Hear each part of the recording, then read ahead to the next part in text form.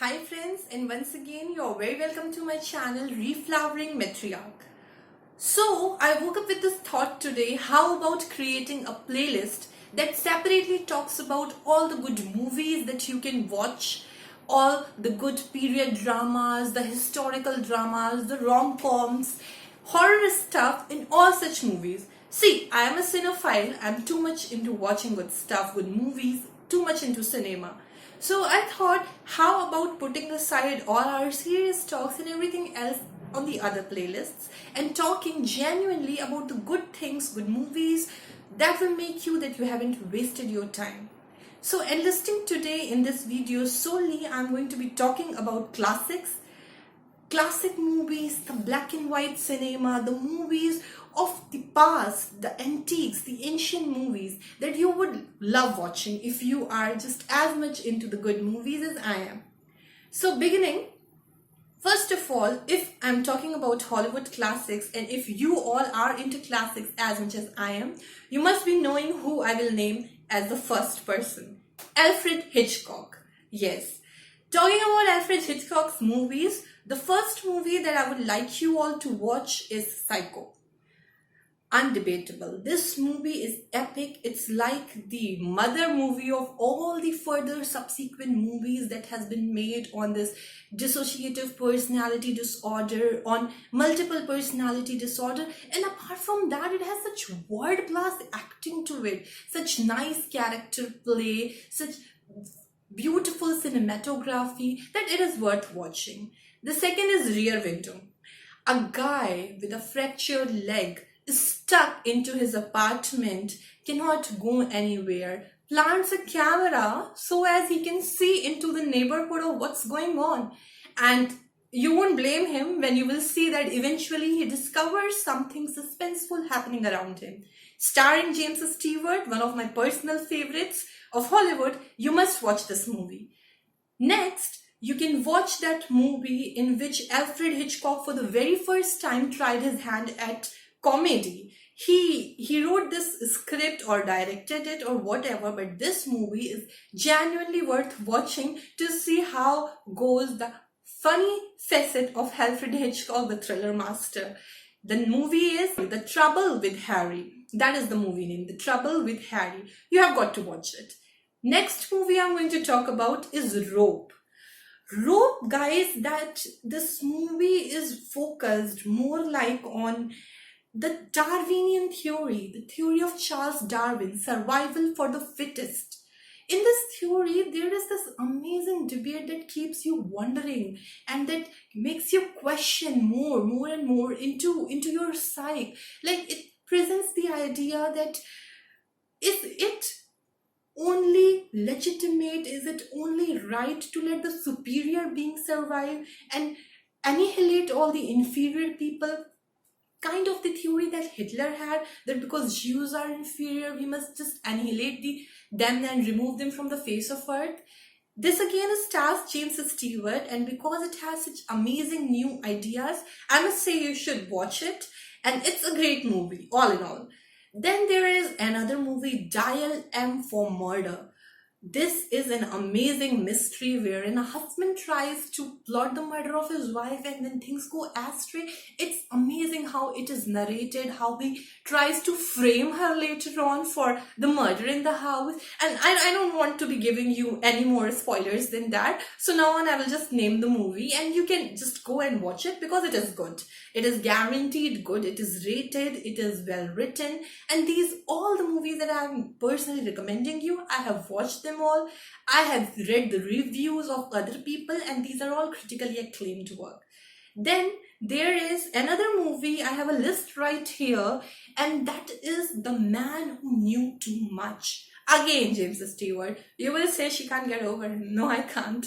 This is the movie which will also star Doris Day. Her song collection, I must say you have to hear if you haven't, and if you have heard, you know, you can't blame me for being such a fan. This movie narrates how a different kind of embassy involvement, they kidnap their child and they are in the mid-eastern parts of the earth, and It's about revealing certain things, how the goings on go when it is all linked to foreign embassies, it is all linked to foreign countries and international disputes, international debates. It is about that. So if you are into international studies and things like that, and the suspense that stems from therein, I think you will like this movie. Then there is Rebecca. Rebecca is a very nicely written gothic movie. I think it is based on a novel, but I'm not sure, so I'm not going to go ahead and tell you that. But I think it's one of the most beautifully written movies of those times, with the elements of gothic literature, with the elements of compelling cinematography, world-class acting, all these things attached to it. There is yet another movie by Alfred Hitchcock called Frenzy. I haven't watched it, but seeing the ratings and reading the synopsis, I can suggest that it's going to be a good one. Again, starring James Stewart.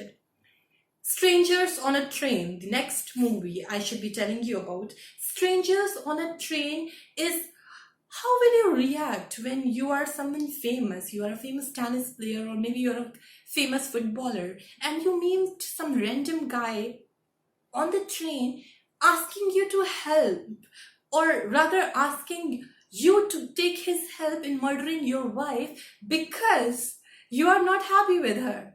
It starts from here, and it has this classic theory of good and bad going inside the heart of everyone, the light of truth, the light of darkness. So this story is the classic debate in the psyche that we all have. Okay, then Strangers on a Train. That's the movie. So enough with Alfred Hitchcock. I would now move towards other movies that are worth watching and that are very, very good into their content, into their acting, into their cinematography, into the elements of literature, drama, history that they have inculcated while shooting those movies, while writing their screenplays. The next set of movies beginning is or rather I should say, because I am too much into reading, I would rather have you read the novel. But if you are my viewer and you are not into reading, I would suggest that you go straight on watching the movie. The movie is Gone with the Wind. See, it's so beautifully written, so articulately. Margaret Mitchell has provided us with an anti-heroine, the protagonist yet the anti-heroine is Scarlett O'Hara, the amazing compelling character of Rhett Butler, and there is Olivia de Havilland, of course, in the role of Melanie Hamilton, and it's written beautifully. One kind of identifies with the Scarlett O'Hara at times. It is written from the point of view of a plantation owner, and it takes us back to that old South, the time of American Civil War in the old South, when Yankees fought to liberate the slaves. They asked for voting right for all the black people. And if you have been kind of into news and stuff, you know that recently when this Black Lives Matter movement again took on fume, and this George Floyd was wrongly murdered, this movement demanded that HBO should take down this movie. And later on, in the end, it was decided that that movie would stay, but in the end of that movie they will provide a separate note, wherein that note will entail how it is wrong to portray or to glorify slavery and to celebrate something that has been the source of suffering for so many people. See, classics are good, movies are good if they are made nicely, if they have good content to them. But even those movies that I watched as a kid and the movies that I'm watching now, the same movies, I see them from a different lens, from a different perspective. There are sexist stereotypes in those movies. There are racist stereotypes. There is a hell lot of sexism in all those movies. But still, you watch those movies because of the good content, good acting, and even though you have to put up with all those things, all those views that you do not agree with, that kind of offends you, but still you watch it because they have been made incredibly nicely. Okay, so Gone with the Wind Then the other movie that I personally believe that everyone must watch once in their lifetime is starring James Stewart, It's a Wonderful Life. This movie leaves you so grateful to be on this earth, leaves you with a thought of such celebrated selfhood that you kind of feel like, oh my god, why do I crib all the time about things that I lack? I have personally touched so many lives. You realize all those things. It leaves you with very happy thoughts. There's this guardian angel who descends, and no more telling. So this is a movie you must watch. Then there is the other movie, Dracula, I told you about, Bram Stoker's novel. It is the adaptation of Bram Stoker's novel and the father of all the vampire stories that have been so far written since that Dracula. If you are into mythological stories, if you are into folklores, into haunting tales and everything like that, you must watch it. I am personally a Dracula lover, so this movie is very, very good for me. It's very well rated by me. You must watch it. The other movie is Mr. Smith Goes to Washington. This movie, guys, it's carrying the essence of Americanism to it. The America as Abraham Lincoln saw it. The America where the values of liberty, fraternity, all these things means, of course, it's been sponsored by America, so it kind of celebrates America and American values, and it is shown that how corruption is everywhere, how it is institutionalized even in the world's most developed country. So this movie is about a young person who somehow earns the chair in the Senate, and the arguments that takes place, how he feels that he has been befooled by his own colleagues and how he is just working as a stooge for them. So this is a nice movie, you must watch it. Very nice acting, very good screenplay, very beautifully designed cinematography, sound effects, everything. You must watch this movie. The next movie is Pulp Fiction. Pulp Fiction is the movie I cannot put in words. It's like you have no single line or even a paragraph to describe it.